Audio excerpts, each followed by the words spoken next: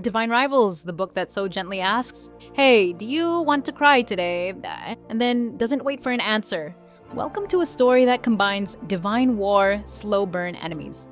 It's lover's romance, poetic angst, and for some reason, a sentient typewriter that delivers heartbreak like it's Amazon Prime. At the center of this emotional battlefield is our girl, Iris Winnow, journalist, overachiever, sister, and full-time trauma sponge. She's 19, stuck in a crumbling world where gods are fighting a proxy war through humans, and all she wants is a little peace, a full-time columnist job, and maybe a hug. But alas, this is a Rebecca Ross novel. There will be no hugs here. Oh, and let's not forget Iris's family situation, because obviously her life wasn't complicated enough.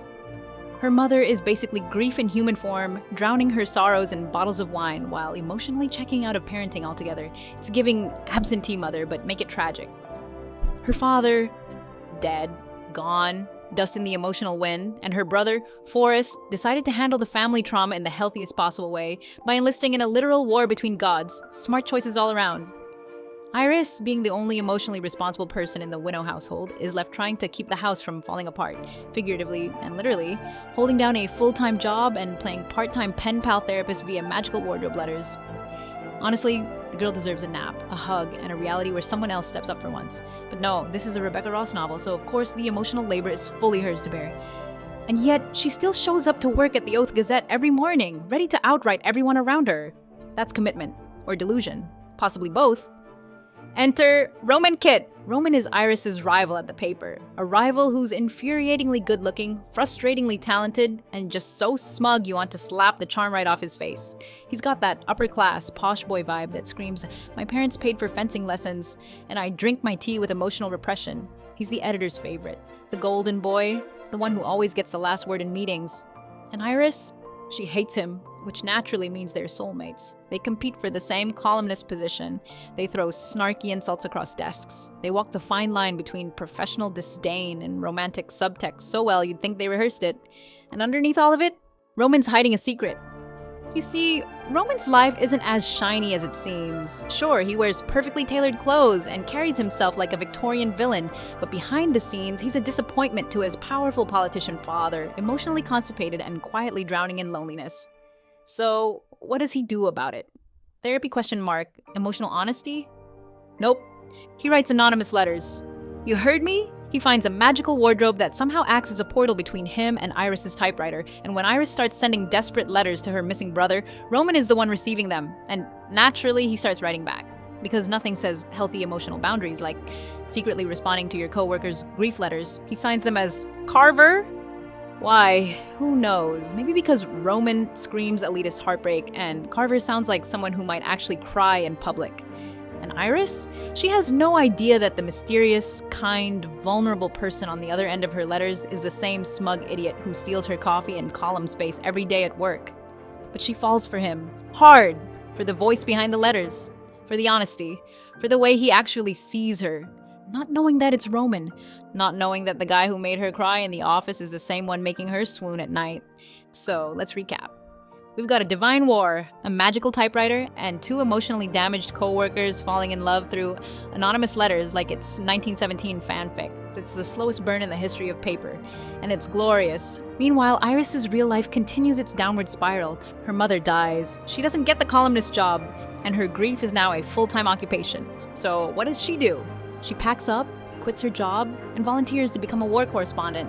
Because if the world is ending, she might as well write about it from the front lines. She travels straight into the heart of the conflict, reporting from muddy trenches and bombed-out fields, watching her articles go viral across the country. Well, as viral as ink and paper can get. And yes, she still writes to Carver, because some heartbreaks need a pen. And Roman, he follows her. Yep, that's right. The guy who started this as a secret pen pal situation now joins the war effort because he's fallen in love with Iris through her words. And if you thought this book was going to let him sit at home and pine, you were wrong. And then, the moment of truth. Roman, tired of hiding, drowning in guilt, and probably realizing that maybe emotional honesty isn't fatal, finally tells Iris that he's the one who's been writing her. Yep, all those soul-bearing, poetic, heart-wrenching letters, the ones that got her through grief, war, and existential collapse, they came from the smug, infuriating man who once told her she misused a semicolon in paragraph 3. Roman confesses not with drama, but with that soft, nervous vulnerability that says, "Please don't punch me in the face." Honestly, brave of him, risking death by a fountain pen. And Iris. She's not exactly surprised. The vibes had been getting suspiciously tender. But that doesn't mean she's thrilled. This is betrayal with footnotes, emotional catfishing, if you will. Sure, he poured his soul into those letters. Sure, he probably didn't mean to fall in love with her anonymously. But he did. And now she's stuck reconciling two versions of Roman. The one on the page who made her feel seen, and the one in real life who made her feel rage. It's the worst kind of love triangle. Two personalities, one man, and an overwhelming need for therapy. Imagine finding out the emotionally intelligent stranger who's been holding your heart through every letter is actually the smirking, infuriating man you fantasized about kicking down a flight of stairs. Yeah, ouch. But let's be honest, she's also in love with him. So cue the slow thaw, the tentative conversations, the we could die tomorrow tension, and yes, the kiss. Eventually, they get married in secret because war, trauma, and divine chaos really bring people together. It should be a happy ending. But, again, this is a Rebecca Ross novel. And speaking of the war, oh yes, that charming little backdrop of divine chaos. While Iris and Roman are out here exchanging emotionally charged letters and slowly unraveling each other's emotional trauma like it's a competitive sport, the world around them is literally being torn apart by gods. Like, actual gods.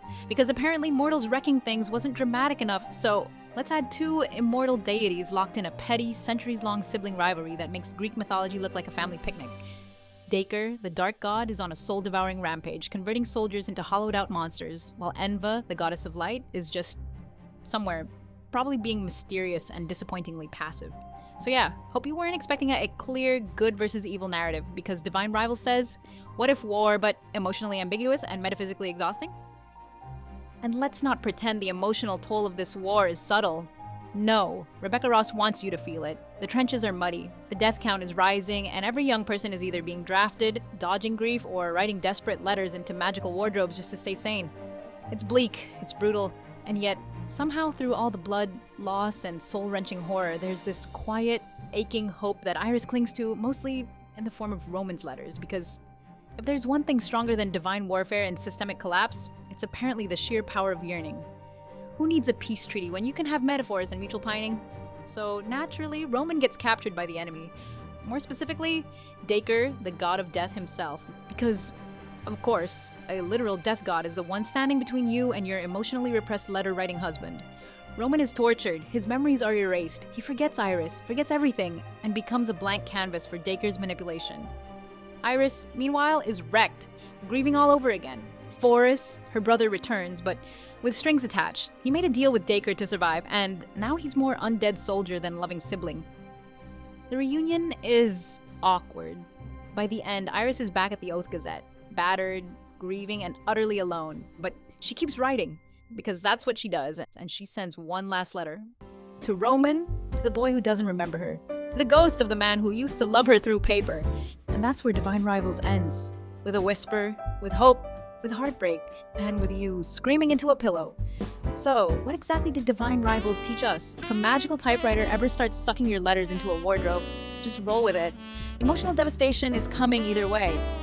Upper-class posh boys with repressed trauma make excellent anonymous lovers and terrible communicators. War zones are perfect places for falling in love, having existential crises, and nearly dying multiple times. If someone offers you a god's blessing to survive, just say no. The emotional tax is outrageous. And lastly, nothing hurts more than watching a man forget everything you were to him while he still exists right in front of you. Divine Rivals is a masterclass in slow-burning pain. It's prose poetry dipped in despair. It's a love story that unfolds like a war journal and ends like a gut punch. It's what would happen if the Notebook 1917 and Percy Jackson got tossed into a blender and poured directly onto your soul. And the worst part? You'll love every second of it. So, if you're craving a heroine powered entirely by grief and stubbornness, an enemies to lovers romance with a tragic twist, and more emotional tension than a Taylor Swift breakup album, then Divine Rivals is your next beautiful literary heartbreak. Just don't say I didn't warn you.